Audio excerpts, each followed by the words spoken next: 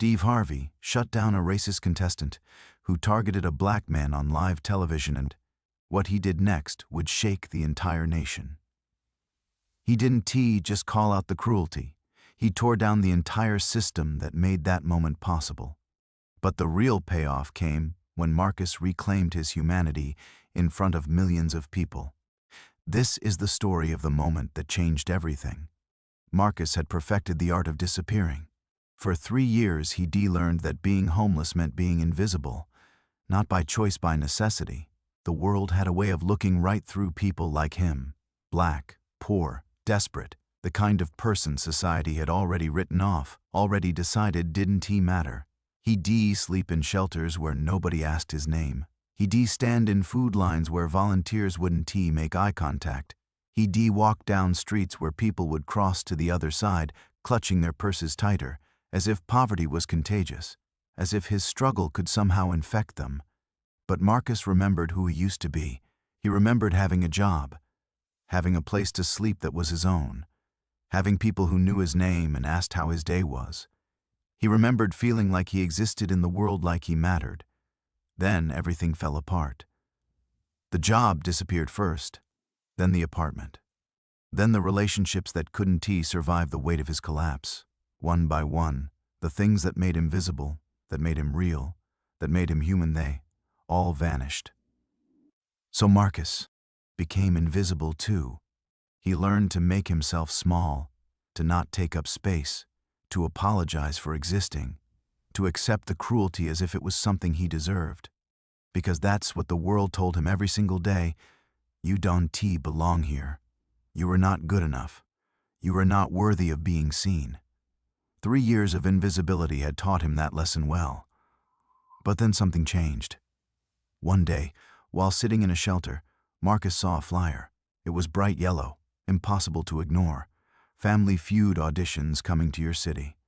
There was a date, a time, an address, and something in Marcus's chest cracked open. Family Feud, the game show where families came together, where people laughed, where ordinary people got to be on television, got to be seen by millions. For one moment, they weren't invisible. They mattered. Marcus stared at that flyer for hours. He knew it was impossible. He knew the odds. He knew that men like him, homeless, broken, black, didn't get spots on game shows. Game shows were for people who had their lives together, people who had families, people who belonged. But what if he could just pretend for one day? What if he could walk into that audition and be someone else, someone worthy, someone visible, someone who deserved to be there?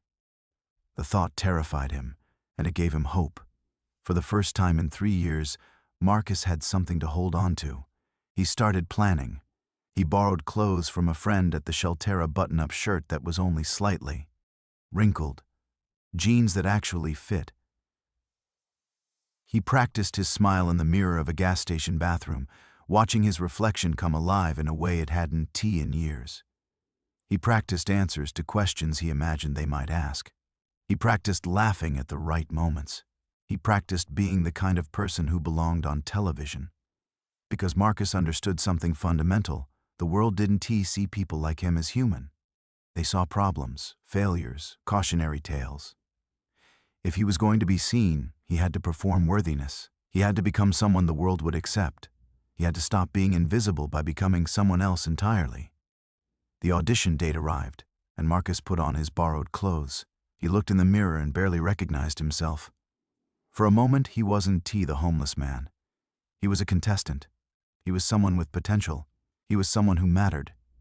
He walked to the audition with his heart pounding.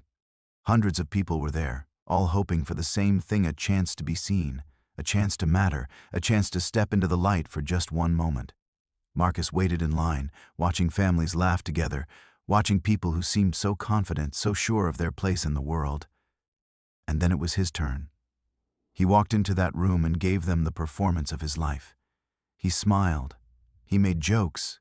He played the game. And when they told him he'd made it, that he was going to be on Family Feud, something inside Marcus believed, for just a moment, that maybe he wasn't invisible after all. Maybe he could be seen. Maybe he could matter. He had no idea what was waiting for him on that stage. The studio lights were brighter than Marcus had imagined. He stood backstage, wearing his borrowed shirt and the confidence he'd practiced for weeks. Around him, producers with clipboards rushed past. Cameras the size of small refrigerators pointed at empty stages. And somewhere beyond the curtain, he could hear the audience, hundreds of voices, all waiting for the show to begin. Marcus's hands were shaking. He could feel his heart pounding in his chest, each beat a reminder that this was real. This was happening. After 3 years of invisibility, he was about to step into the light. After 3 years of being looked through, he was about to be looked at. The thought was both exhilarating and terrifying. A producer with a headset grabbed his arm. "You were up in 2 minutes. Remember, smile, have fun, be yourself." The words felt hollow, be yourself. As if Marcus knew who that was anymore. As if the invisible man could just step onto a stage and suddenly become real. As if 3 years of erasure could be undone by a smile and some good humor. Marcus nodded, but his mind was racing. He thought about the shelter. He thought about the nights when he wasn't sure if he'd eat the next day. He thought about the people who looked through him on the street, as if his existence was an inconvenience to their world. He thought about the job he'd lost, the apartment he couldn't afford, the relationships that crumbled under the weight of his collapse. And he thought about this moment, this one moment where none of that mattered, where he got to be someone else, someone visible, someone who belonged. A light flashed, a voice came through the headset. 30 seconds.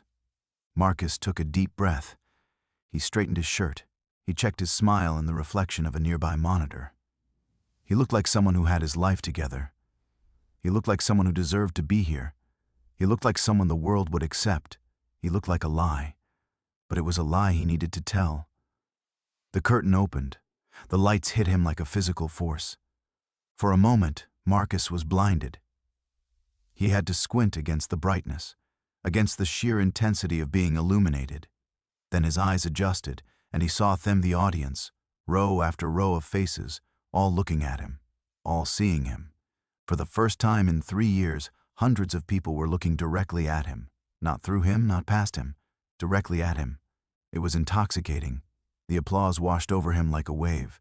People were clapping, for him, because he existed, because he was there, because, for this moment, he mattered enough to acknowledge.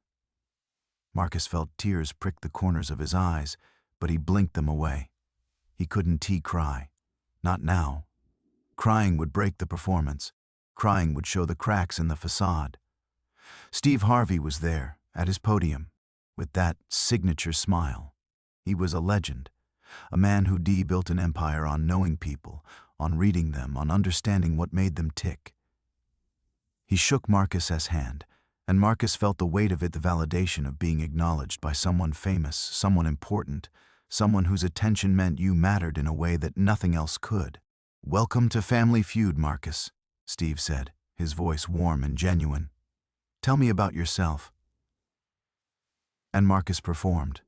He told them about his job, the one he lost 3 years ago, but he phrased it in past tense, as if it was just a chapter that had closed, not a disaster that had destroyed his life. He talked about his family, the one that had stopped calling, but he made it sound like they were close, like they supported him, like he came from a place of love and stability. He laughed at Steve's jokes. He made eye contact. He played the game. He was exactly the kind of contestant that Family Feud wanted: likable, energetic, entertaining, the kind of person who could make millions of viewers at home feel good about themselves while they watched from their comfortable living rooms. The audience loved him. They applauded. They cheered. They chanted his name. For the first time in 3 years, Marcus felt like he belonged somewhere, like he was part of something, like his existence was validated by the sheer force of their attention. Steve patted him on the back. "I like you, Marcus. You've got good energy." Marcus beamed. The invisible man was becoming visible. Then the opposing family came out. There were 4 of them: a mother, a father, 2 adult children. They walked onto the stage with the kind of confidence that comes from never having to question your place in the world. They looked comfortable. They looked like the kind of people who never missed a meal, never slept in a car, never wondered if they'd have a place to sleep tomorrow. They looked like people the world had decided were worth something from birth. The mother was warm and smiling. The daughter was bubbly and enthusiastic. The son seemed pleasant enough, though a bit quiet. And then there was Daniel. He was the father, tall, broad-shouldered, with the kind of face that suggested a life of ease. His smile was confident, almost arrogant. He had the kind of presence that made it clear he expected the world to bend to his will. He looked at Marcus, and something shifted in his expression. It was subtle, just a flicker, but Marcus caught it. It was recognition of a different kind. Not the recognition of one human seeing another, not the acknowledgement of shared humanity, but the recognition of a predator spotting weakness, of someone who could sense vulnerability and knew exactly how to exploit it. Marcus felt a chill run down his spine. Steve shook their hands, made some jokes about the family dynamics, and then the game began in earnest. "Name something you find in a gym," Steve asked the families. Marcus answered first, his voice steady. "Weights." The audience applauded. It was a good answer, safe, obvious, exactly what they wanted. Then it was Daniel's turn. He looked at his card, then looked up at Marcus. And when he answered, his voice was measured, deliberate. "Sweat," he said. The audience laughed. It was a joke. Just a simple, innocent joke. But when Daniel said it, he looked directly at Marcus. The kind of look that said, "I see you. I see that you were different. I see that you don't belong here." Marcus felt something crack inside his chest. He tried to ignore it. He tried to stay in the moment, to keep playing the game, to maintain the performance. But something had shifted. The energy had changed. What had felt like validation and acceptance was starting to feel like something else entirely. The next question came. "Name a reason someone might go to jail." Marcus answered carefully, "Robbery." It was a safe answer, a generic answer, an answer that didn't reveal anything about him. Daniel's turn came again. He looked at his card, then at Marcus, then back at his card, and when he answered, his smile was different, sharper. "Being poor," he said. The audience laughed. It was a bigger laugh than before. A laugh that suggested they understood the joke, that they got what Daniel was doing. Marcus's hands clenched into fists. Steve Harvey's expression shifted slightly. He glanced at Marcus, then back at Daniel. There was something in that glance of recognition, maybe, understanding, but he didn't say anything. The game continued. Question after question, Daniel's comments got bolder, subtler, more vicious. He wasn't just making jokes about Marcus. He was making jokes about what Marcus represented. About poverty, about struggle, about the fact that someone like Marcus shouldn't be on this stage, shouldn't be visible, shouldn't be allowed to matter. "Name something that smells bad," Steve asked. Daniel answered without hesitation. Desperation, and he smiled when he said it. A real smile, like he just made the funniest joke in the world. The audience laughed harder. "Name a place where you might see homeless people," Steve asked. Daniel leaned back in his chair, supremely confident. "Family Feud," he said, gesturing toward Marcus with a theatrical flourish. The audience erupted. Marcus tried to stay in the game. He tried to keep smiling. He tried to remember that he was performing worthiness, that he had to be likable, that if he showed anger or pain or hurt, he would confirm everything Daniel was suggesting, that he didn't belong, that he was too broken, too damaged, too other to be part of this world. He spent 3 years learning how to swallow his pain, how to make himself smaller, how to accept cruelty as if it was something he deserved. He could do this. He could survive this. So he swallowed it. He kept playing. He kept smiling. He kept pretending that the words weren't landing like punches. He kept pretending that being on national television, being mocked in front of millions of people, was somehow still an honor. That visibility, even when it came with cruelty, was better than invisibility. But inside, Marcus could feel the invisible man returning. The performance was cracking. The lights that had felt so warm were starting to feel like they were burning him. The audience that had applauded was now laughing at him, not with him. The validation he felt was transforming into something darker, something more sinister. And Steve Harvey, the man Marcus had hoped would be his advocate, his protector, his champion, was saying nothing. He was letting it happen. The game continued, but Marcus felt like he was losing control. Each question brought another jab. Each answer from Daniel felt like another punch to the gut. The audience's laughter echoed in his ears, a relentless reminder that he was being reduced to a stereotype. The invisible man was clawing his way back into existence, threatening to consume everything Marcus had built in those precious moments before the game began. "Name something you might find in a poor neighborhood," Steve asked, looking expectantly at Daniel. "Crime," Daniel answered, and the audience erupted in laughter. The word hung in the air like a heavy fog, suffocating and oppressive. Marcus felt the heat rise in his face, felt his jaw clench involuntarily. He wanted to shout, to scream that he wasn't a criminal, that he was a man trying to survive, that he'd never stolen anything in his life, that he'd worked hard, that he'd done everything right before the world decided to break him. But he swallowed it down. He couldn't let them see him break. If he broke now, if he showed anger or pain or the truth of what he was feeling, he would confirm everything Daniel was suggesting. He would become the stereotype. He would prove that he didn't belong here. So he smiled, and he said nothing. When it was Marcus's turn, he took a breath, trying to steady himself. He looked at the card in front of him, and he made a choice, a conscious choice to reclaim some dignity, to push back against the narrative that was being constructed around him. "Community," he said, his voice clearer than it had been all night. "People looking out for each other, neighbors helping neighbors. That's what you find in poor neighborhoods." The audience was quiet for a moment, processing the unexpected answer. It wasn't the joke they were expecting. It wasn't the punchline. It was something real, something true. Steve looked at Marcus, surprised. There was a moment of genuine connection, a brief flash of understanding in his eyes.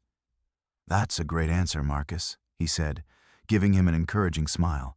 "That's a really great answer." The audience applauded, but it was a different kind of applause. It was the applause of people who had been reminded of something they'd forgotten, of the humanity in struggle, of the strength in community. But the moment was brief, too brief. The laughter returned, the momentum shifted, and the game continued. Daniel's family was winning, and with each passing question, Marcus felt his grip on the narrative slipping away. "Name a reason someone might avoid eye contact," Steve prompted, moving to the next round. Daniel leaned in, a smirk playing on his lips. He was enjoying this. Marcus could see it in the way he held himself, the confidence in his posture. This was power for him, the power to humiliate, to demean, to reduce another human being to a joke. "Because they were ashamed of where they come from," Daniel said, and the audience roared. The laughter was louder now, more confident. It was the laughter of people who felt validated in their prejudices, who felt comfortable mocking someone they deemed beneath them. Marcus felt a knot tighten in his stomach, pulling tighter and tighter until he could barely breathe. It was a direct shot, aimed at him with surgical precision, and it landed with devastating accuracy. The laughter echoed in his ears, a cruel reminder that he was the punchline, that his struggle, his pain, his reality, all of it, was being reduced to entertainment. He tried to shake it off, to focus on the game, to maintain the facade that he was just there to have fun. But it was hard to ignore the sting of humiliation. It was hard to pretend that his heart wasn't breaking with each laugh from the audience. The game went on, but each question felt like a trap. Each answer felt like a test of his worthiness. Marcus fought to keep his composure, to maintain the performance that had brought him here in the first place. But inside, he was spiraling. He could feel the cracks forming in the mask he'd so carefully constructed. "Name something that makes people uncomfortable," Steve asked. Daniel answered without hesitation, his eyes locked on Marcus. "The truth about where they come from." The audience laughed, but there was an edge to it now, a tension. Some people were shifting in their seats, uncomfortable with how far Daniel was pushing it. But others were eating it up, loving every moment of this public humiliation. Marcus's hands were shaking. He could feel sweat forming on his palms. He gripped the edge of the podium, trying to anchor himself to something solid, something real. But everything felt like it was slipping away. In the break between rounds, he stepped backstage, desperate for a moment away from the lights and the laughter. He found a quiet corner, away from the crew and the cameras, and he took a deep breath. Then another, and another. He could hear the crew discussing the audience reactions, the producers excitedly planning the next segment. One of them was saying something about great television, about authentic conflict, about how the audience is eating this up. They were loving it. They were thriving on his pain. All Marcus could think about was the tension in his chest, the way Daniel had looked at him, the way the audience had laughed. He thought about the shelter. He thought about the nights when he wasn't sure if he'd eat the next day. He thought about the people who had looked through him on the street, as if his existence was an inconvenience to their world. He'd come here to escape all of that. He'd come here to be seen, to matter, to prove that he was more than the sum of his circumstances. But instead, he was being reduced to those circumstances. He was being turned into a caricature of poverty, a symbol of everything people feared and judged. "Hey, Marcus," a voice called out. It was one of the producers, a woman with bright red hair and a clipboard in hand. She was smiling, genuinely smiling, as if she thought she was being supportive. "Great job out there, really engaging," she said, her tone enthusiastic and professional. He forced a smile, reaching deep into the reserves of strength he had left. "Thanks. You were really bringing the energy. The audience loves you. Just keep it up." She walked away before he could respond, and Marcus felt the weight of her words settle on his shoulders like a stone. Energy, engagement, authenticity. These were the words they used to describe his humiliation. They weren't seeing what was happening. They weren't seeing that he was being destroyed, piece by piece, in front of millions of people. Or maybe they did see it, and they didn't care. Maybe that was the point. Maybe the show thrived on this kind of conflict, this kind of raw, unfiltered human suffering. He returned to the stage, and the game resumed. The questions continued. The laughter echoed, and Marcus felt himself fading. With each joke, he felt a little more invisible. With each laugh, he felt a little more erased. "Name something a homeless person might carry," Steve asked, his tone light-hearted, as if he wasn't aware of the minefield he was walking through. Daniel's answer came quickly, and Marcus could see the calculation in his eyes. He was planning something, crafting the perfect response that would get the biggest laugh. "Hope," he said, and the audience chuckled, thinking it was clever. Thinking it was a moment of humanity, a brief respite from the cruelty. But Marcus heard something else in that answer. He heard condescension. He heard the suggestion that hope was all a homeless person could have, that hope was a substitute for actual help, actual dignity, actual change. It was the kind of sentiment that allowed people to feel good about themselves without actually doing anything to help. Marcus's heart sank deeper than it had all night. He was tired of being the punchline of someone else's joke. He was tired of being invisible. Tired of pretending that this was all fun and games when, in reality, it was a nightmare. Tired of smiling through the pain. When it was Marcus's turn, he cleared his throat. He looked at the card, and he made another choice, another act of defiance. "Dignity," he said firmly, his voice cutting through the noise of the studio. "Something to fight for, something that nobody can take away from you, no matter how hard they try." The audience fell silent, caught off guard by his answer. The tone had shifted. This wasn't a game anymore. This was a statement. This was Marcus asserting his humanity in the face of systematic dehumanization. For a moment, it felt like the world had paused. The cameras seemed to zoom in on his face. Steve Harvey's expression shifted, his usual jovial demeanor faltering for just a second. Even Daniel looked slightly taken aback, as if he hadn't expected Marcus to push back. But then, slowly, the laughter returned. It was different now, the laughter of discomfort, the kind that comes when you realize someone has hit too close to home. It was the laughter of people who were being forced to confront their own complicity in what was happening. Steve's expression shifted again. A flicker of something concern, understanding, guilt crossed his face before he quickly masked it with a smile. "Great answer, Marcus," he said cheerfully, but the enthusiasm felt hollow. It felt like he was trying to smooth over the moment, to move past the discomfort and get back to the entertainment. But Marcus could sense that the tide was turning.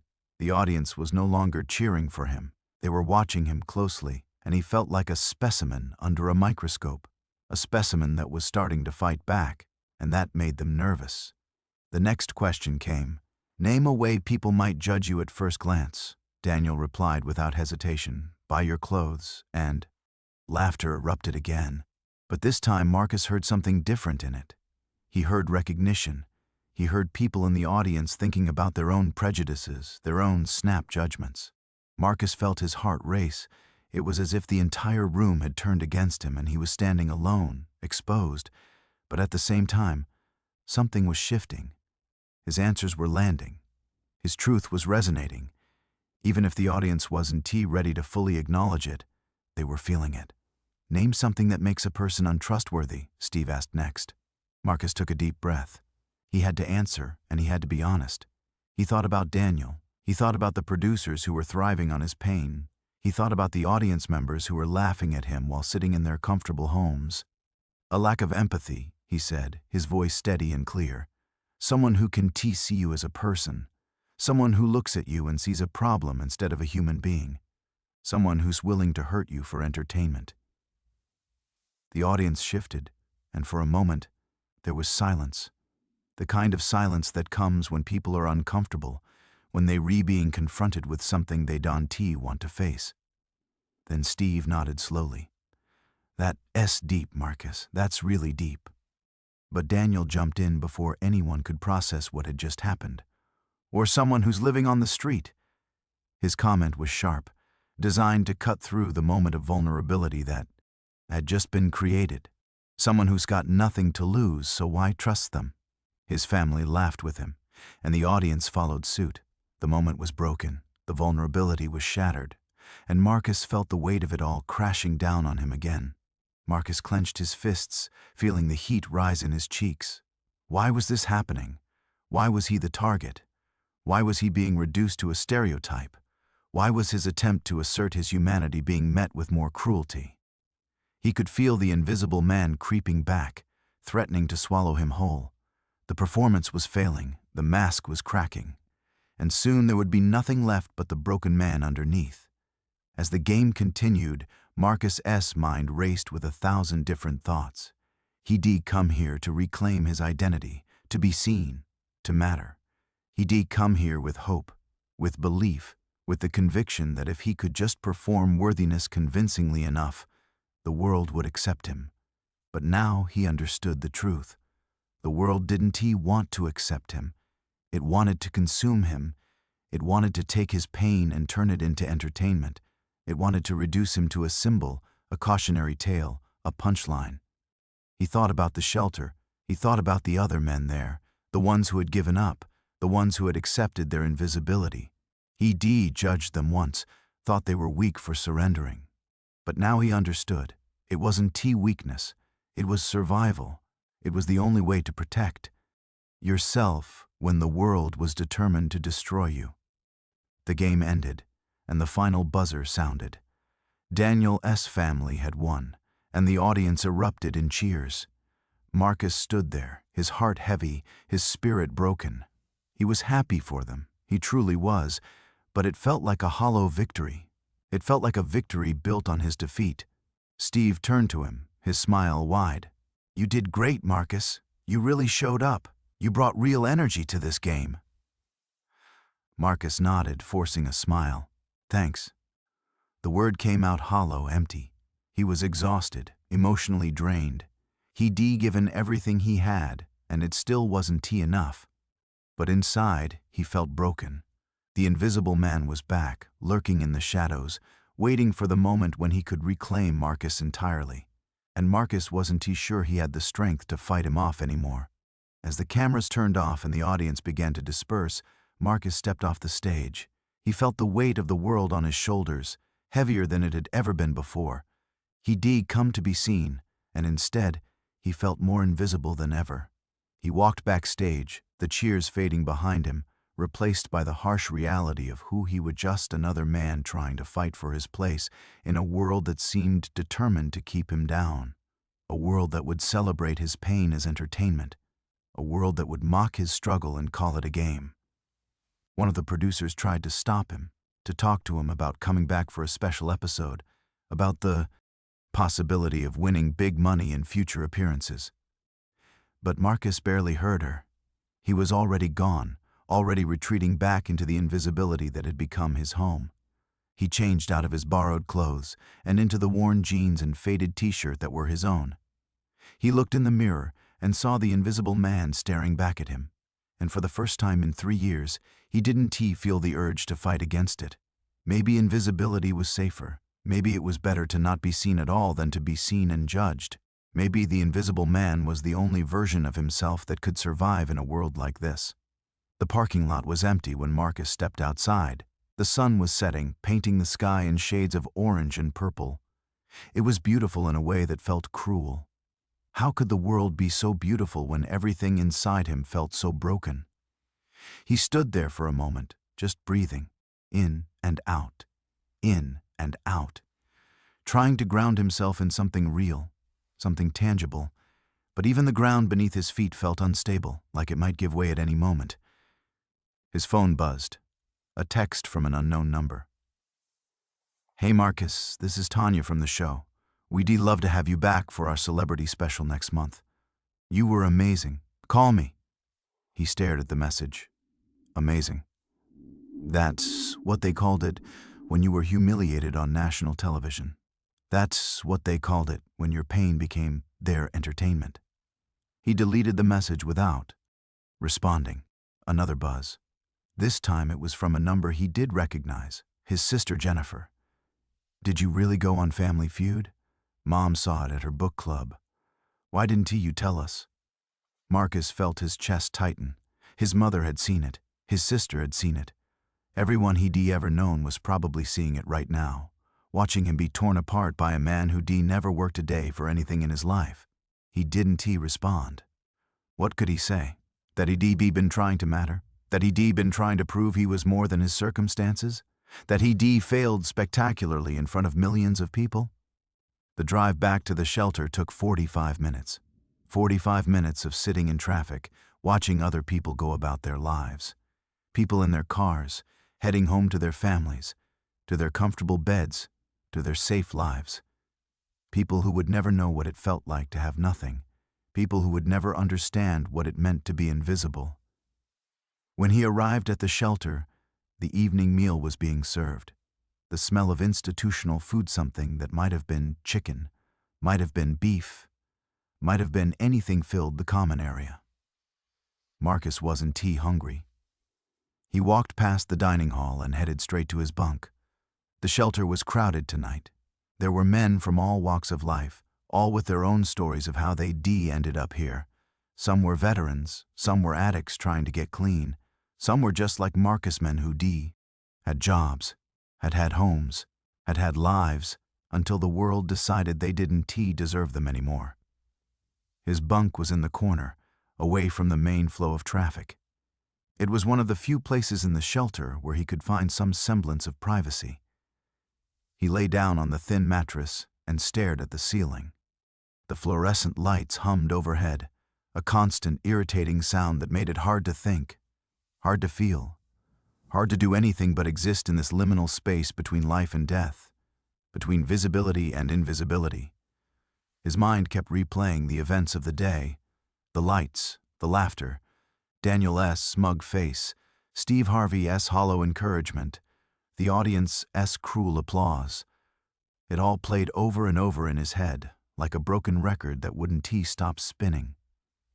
He thought about what he'd said on stage, about dignity, about empathy, about the importance of seeing people as human beings. Had any of it mattered? Had anyone actually heard him, or had they just seen it as another moment of entertainment? His phone buzzed again. This time it was a call, unknown number. He let it go to voicemail. The voicemail notification appeared almost immediately. He listened to it, and his stomach dropped. "Hi, Marcus. This is David Chen from the Los Angeles Times. I'd like to talk to you about your appearance on Family Feud today. I think there's an important story here about how the show handles contestants, and I'd love to get your perspective. Please call me back at your earliest convenience." A journalist. Someone wanted to talk about what had happened. Someone wanted to tell the story of his humiliation. Marcus felt something shift inside him. It was a small thing, barely noticeable, but it was there, a spark of something. Not hope, exactly, but something close to it. He called the journalist back. David Chen turned out to be a middle-aged man with kind eyes and a genuine interest in Marcus's story. They met at a coffee shop near the shelter the next morning. Marcus ordered water. David ordered coffee and a pastry, which he pushed across the table to Marcus. "Eat," David said simply. "You look like you could use it." Marcus was surprised by the kindness. It had been so long since someone had shown him genuine care without expecting something in return. He ate the pastry slowly, savoring each bite. "Tell me what happened," David said, pulling out a small recorder. "Tell me everything." So Marcus did. He told David about the performance, about Daniel's jokes, about the laughter, about the way the audience had turned him into a punchline, about the way Steve Harvey had done nothing to stop it. David listened carefully, taking notes, asking follow-up questions. He didn't interrupt. He didn't judge. He just listened. "This is important," David said when Marcus finished. "Do you know how many people watched that episode?" Marcus shook his head. "Millions," David said. "Millions of people saw what happened to you, and I think they need to know the truth about it. I think they need to understand that what they were laughing at was a human being being systematically dehumanized on live television." Marcus felt something break open inside him. For the first time since stepping off that stage, he felt like someone was seeing him, really seeing him, not as entertainment, not as a stereotype, but as a person who had been wronged. "Will it help?" Marcus asked. "Will writing about it change anything?" David leaned back in his chair. "I don't know," he said honestly, "but it's worth trying. The public needs to have a conversation about this, about how we treat people who are struggling, about how we've normalized cruelty as entertainment." Over the next few days, David worked on his article. He interviewed other contestants from the show. He talked to psychologists about the impact of public humiliation. He researched the show's history of controversial moments, and he painted a picture of a system designed to exploit people's vulnerabilities for ratings. The article ran on a Sunday morning, front page of the LA Times website. "Family Feud's Cruel Game: How a Homeless Man Became the Punchline," the subheading read.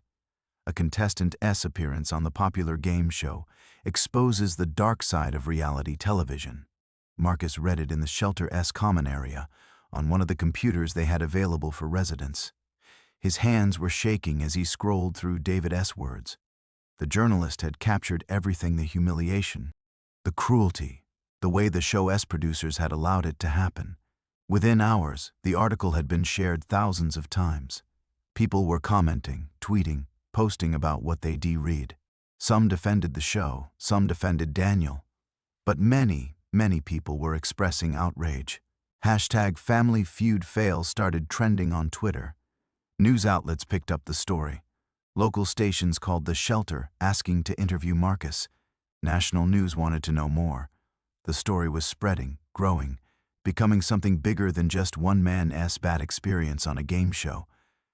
And then, 2 days after the article ran, Marcus received a call from a lawyer. "Mr. Davis?" "My name is Patricia Morrison. I am a civil rights attorney, and I'd like to discuss the possibility of filing a lawsuit against Family Feud and the network that airs it. What happened to you on that show was not only cruel, it was potentially defamatory, and I think we have a strong case." Marcus felt his head spinning. A lawsuit?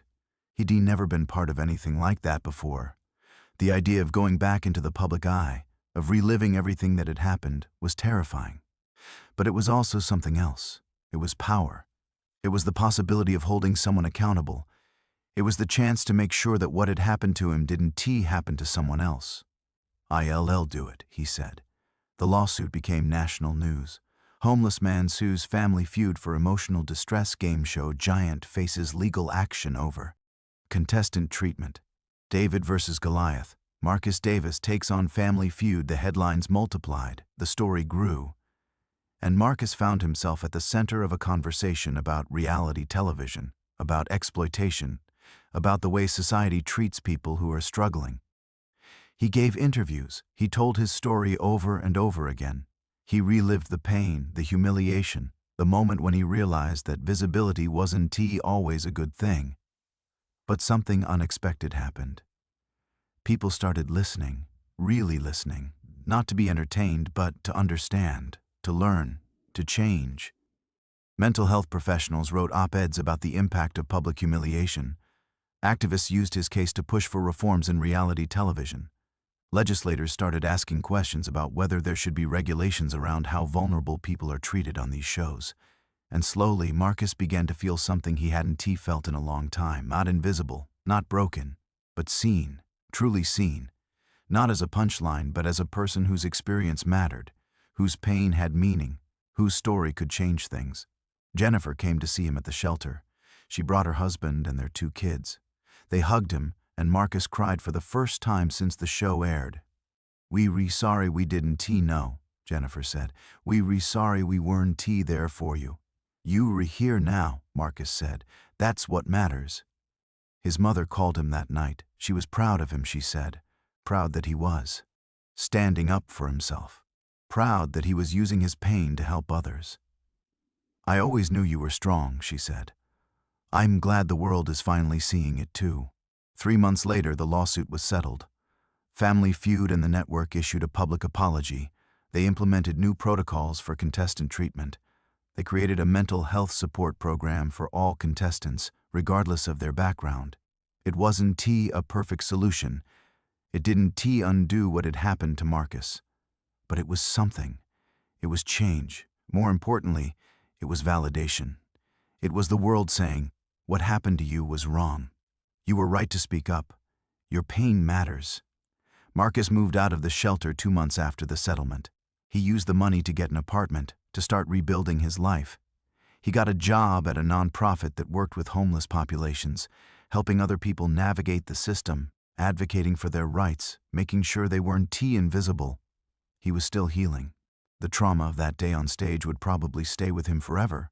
But he was no longer the invisible man. He was Marcus Davis. He was a survivor. He was a voice for people who didn't have one.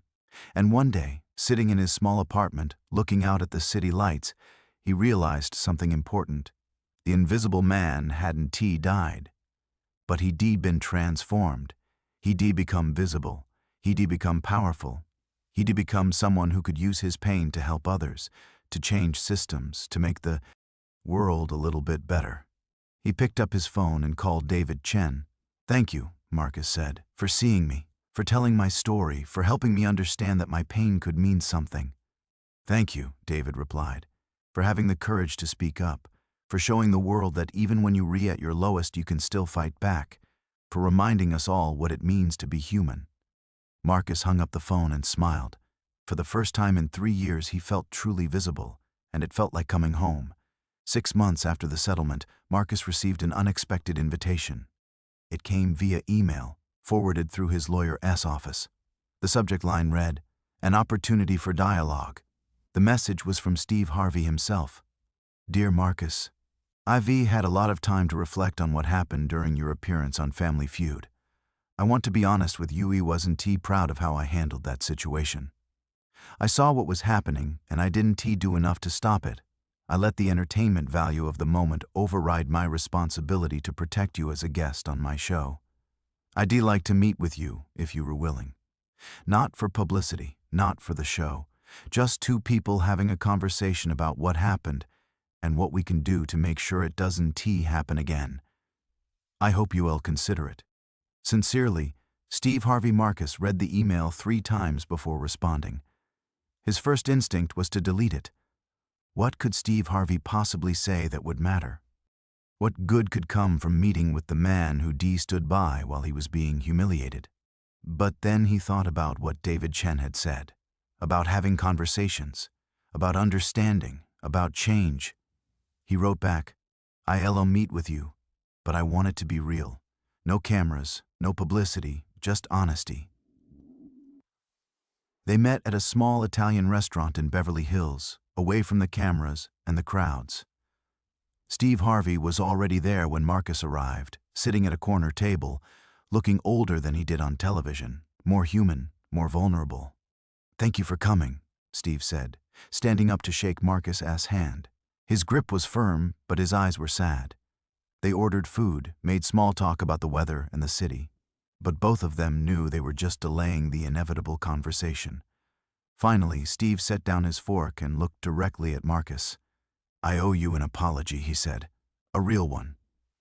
Not the kind the network made me give in the settlement, but a genuine apology from me to you." Marcus waited. "I have been doing this show for a long time," Steve continued. "And somewhere along the way, I forgot why I started doing it in the first place. I forgot that these are real people with real lives, real struggles, real pain.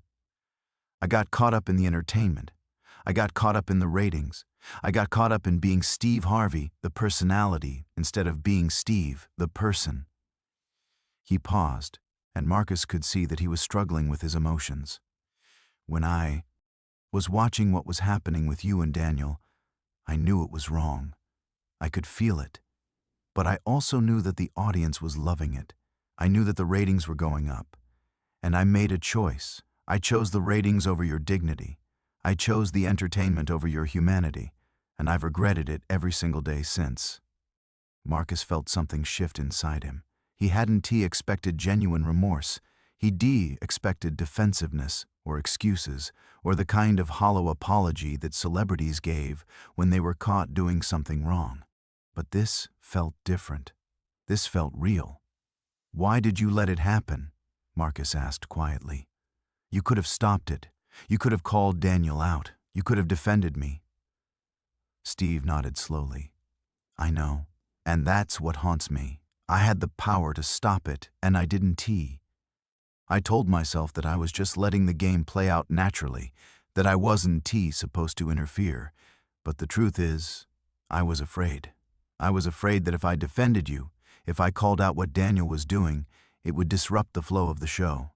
It would make people uncomfortable, and I prioritized comfort over justice." He looked at Marcus directly, and there was genuine pain in his eyes. "I've spent the last 6 months thinking about all the times I've done that, all the moments where I've chosen the easy path over the right path, all the people I've hurt in the name of entertainment. And I'm tired of it. I'm tired of being complicit in a system that dehumanizes people." Marcus listened, processing Steve's words. He wanted to stay angry. Part of him felt like he deserved to stay angry. But another part of him that had learned about forgiveness and redemption through his own journey understood that Steve was genuinely trying to change. "What are you going to do about it?" Marcus asked. Steve pulled out a folder and slid it across the table. "I've been working on some proposals," he said. "Changes to how the show operates, new protocols for contestant screening and support, mental health resources. And I want to establish a substantial fundo, help people who've been harmed by reality television. I want to use my platform and my resources to actually help people instead of just exploiting them for entertainment." Marcus opened the folder and looked through the documents. The proposals were detailed, thoughtful, and comprehensive. They included everything from contestant vetting processes to on-set mental health professionals to post-show support and counseling. "This is good," Marcus said. "This is really good. I also want to do something else," Steve said. "I want to bring you back on the show. Not to play the game, but to have a real conversation about what happened. To talk about mental health, about dignity, about the responsibility that comes with having a platform. I want the audience to hear your story, the real story, not the entertainment version." Marcus felt his heart racing. The idea of going back on that stage was terrifying. But it was also powerful. It was the opportunity to reclaim the narrative, to transform the space where he'd been humiliated into a space where he could educate and inspire. "I'll do it," he said. "But only if we do it right, Only if we make it about something real, something that matters. That's all I want, Steve said, to make it real, to make it matter. The episode aired 3 months later, Family Feud, a conversation about dignity. It was unlike anything the show had ever done before. Instead of games and laughter, it was a genuine dialogue between Steve Harvey and Marcus Davis about what had happened, why it had happened, and what needed to change. Marcus sat across from Steve, and he told his story. Not the sanitized version, not the version designed for entertainment, but the real version. He talked about the shelter. He talked about the shame. He talked about the moment when he realized that visibility could be a weapon. And Steve listened, really listened. Not as a host, but as a human being who had made a mistake and was trying to do better. "I want to apologize to you again," Steve said, looking directly at the camera, at the millions of people watching. Not just to Marcus, but to everyone who's ever been hurt by this show, by any show that prioritizes entertainment over humanity. We have a responsibility, we have a platform, and we have to use it wisely. The episode went viral, but not in the way the original appearance had. This time, people weren't laughing, they were thinking, they were reflecting, they were having conversations about how society treats people who are struggling. Mental health professionals praised the episode for its honesty. Advocacy groups used clips from it in their presentations about reality television ethics. Universities assigned it in media studies courses, and Marcus became something he never expected to become, a voice for change in the entertainment industry. A year after the episode aired, Marcus was invited to speak at a conference on reality television ethics. The room was filled with producers, network executives, and journalists, people who shape the media landscape. He stood at the podium, looking out at their faces, and he thought about how far he'd come, from invisible to visible, from broken to healing, from victim to advocate. "I want to tell you something," Marcus said. "When I stepped onto that stage on Family Feud, I was desperate to be seen. I was desperate to matter. And the show gave me that. It made me visible. But it also made me a target. It made me a punchline. It made me less than human." He paused, letting the weight of his words settle on the audience. "But here's the thing. I survived it. Not everyone does. Some people break under that kind of public humiliation. Some people never recover. And that S on us. That S on all of us who create this content, who consume this content, who profit from this content." He looked directly at the network. Executives in the front row. You have the power to change this. You have the power to create entertainment that doesn't require the exploitation of vulnerable people. You have the power to build a system that protects people instead of preying on them. And the question is, are you willing to use that power? The room was silent.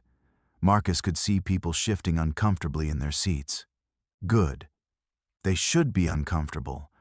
Discomfort was the first step toward change. "I'm not here to make you feel guilty," Marcus continued.